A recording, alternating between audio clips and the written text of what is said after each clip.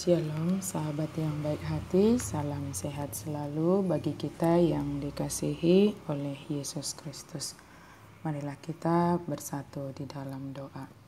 Allah Bapa, di dalam Yesus Kristus kami bersyukur kepadamu ya Tuhan atas cinta kasih Tuhan yang senantiasa memelihara hidup kami. Tuntun kami Tuhan melalui firman-Mu yang akan kami renungkan. Amin. Firman Tuhan bagi kita pada hari ini dari Amsal 5 ayat 1. Hai anakku, perhatikanlah hikmatku, arahkanlah telingamu kepada kepandaian yang kuajarkan. Ali anaha sai paratiate homma habisuhon nahwajarhoni, tare homma pinggolmu tumangihon poda nasianau. Perhatikanlah hikmat dan arahkanlah telinga kepada kepandaian. Mendidik anak di masa pandemi ini memiliki tantangan tersendiri. Dibutuhkan hikmat dan kesabaran bagi orang tua sehingga pendidikan itu boleh tersampaikan dengan baik kepada anak-anak. Contohnya adalah dalam mengajar anak kelas taman kanak-kanak atau TK secara daring. Yang sebelumnya orang tua mungkin hanya mengantarkannya ke sekolah, kemudian pada saat jam pulang menjemputnya kembali.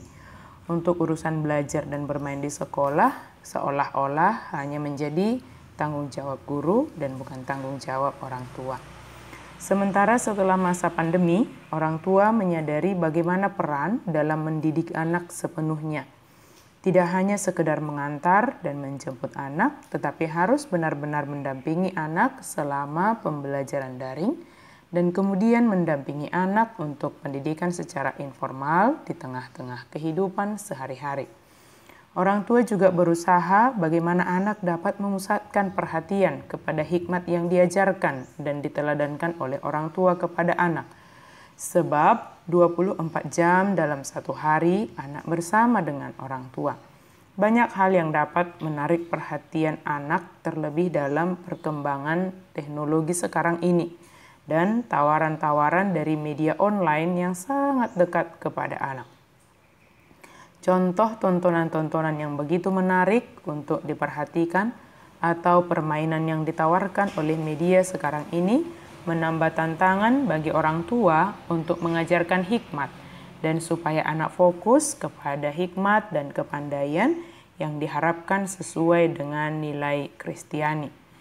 Oleh karena itu, orang tua pertama sekali meneladankan dan melakukan di hadapan anak bagaimana memfokuskan perhatian kepada hikmat yang berasal dari Tuhan. Sebab tanpa hikmat yang berasal dari Tuhan, kita tidak akan sanggup dalam menjalani hari-hari ini. Bahkan sebagai orang tua, kita ditawarkan dengan banyak pilihan yang jika tanpa hikmat yang dari Tuhan, kita akan salah di dalam menentukan pilihan kita. Sahabat yang baik hati, kita mengharapkan bahwa anak-anak kita bertumbuh dalam hikmat yang berasal dari Tuhan. Atau kita mengharapkan kita sendiri memiliki hikmat dan kepandaian yang berasal dari Tuhan. Memiliki kepandaian yang benar karena dibarengi dengan hikmat yang berasal dari Tuhan. Jika demikian pengharapan kita, maka hendaknya kita melakukan sesuatu untuk dapat mengarahkan anak kita atau mengarahkan diri kita sendiri untuk memiliki hikmat yang dari Tuhan. Dan kita menyampaikan kepada anak kita bahwa tujuan pembelajaran bukan hanya untuk mencapai nilai, namun hal yang sangat penting adalah hikmat dan kepandaian itu dapat dimiliki oleh anak atau hikmat dan kepandaian itu dapat kita miliki sendiri. Mengarahkan perhatian dan mengarahkan telinga, fokus hati, pikiran, telinga, dan mata hanya kepada hikmat dan kepandaian yang berasal daripada Tuhan. Semua hal yang terjadi dalam hidup kita ini menjadi cara Tuhan untuk mengajarkan hikmat dan kepandaian bagi kita. Bukan hanya duduk di dalam kelas, namun semua pengalaman hidup menjadi cara Tuhan mengajarkan hikmat dan didikan bagi kita. Maka mari kita mengarahkan perhatian dan telinga kita kepada hikmat dan kepandaian yang berasal dari Tuhan, yang Tuhan sampaikan bagi kita melalui berbagai cara. Amin. Mari kita berdoa. Terima kasih Tuhan untuk firman-Mu.